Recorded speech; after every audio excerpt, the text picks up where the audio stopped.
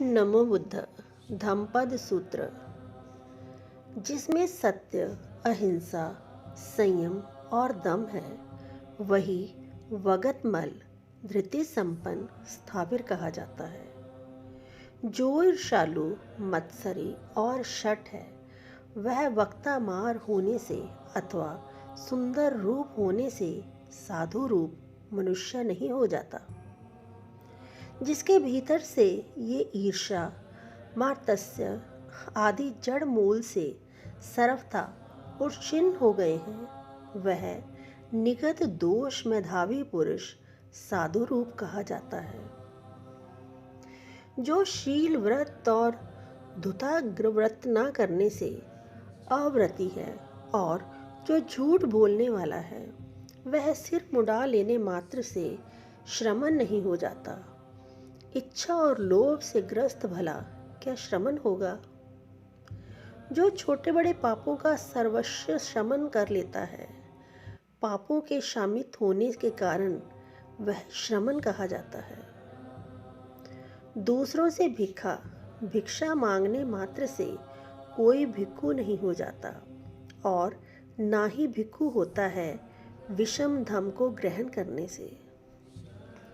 जो यहाँ इस शासन में पुण्य और पाप को दूर रखकर ब्रह्मचारी बन विचार करके लोक में विचरण करता है, वही वस्तुतः भिक्षु कहा जाता है।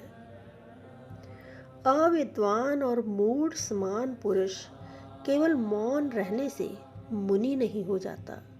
जो पंडित तराजू के समान तोलकर शील, समाधि, प्रज्ञा, विमुक्ति ज्ञान दर्शन रूपी उत्तम तत्व को ग्रहण कर पाप कर्मों का परित्याग कर देता है, वह मुनि होता है।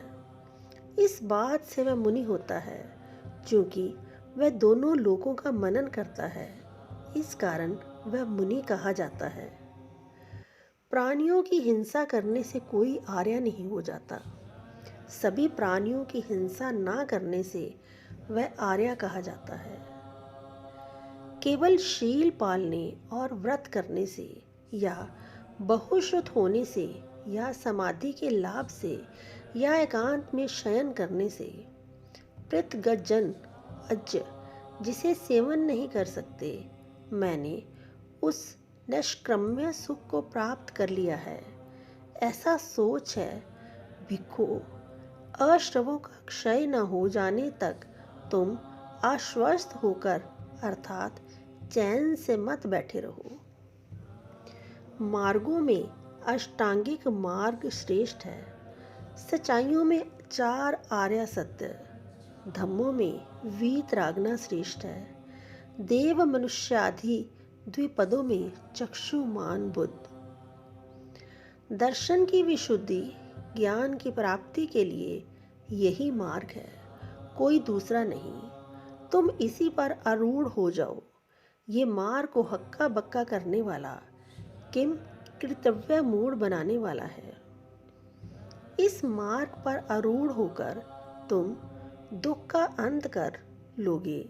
मेरे द्वारा शल्य काटने वाले इस मार्ग को स्वयं जानकर तुम्हारे लिए आख्यान किया गया है।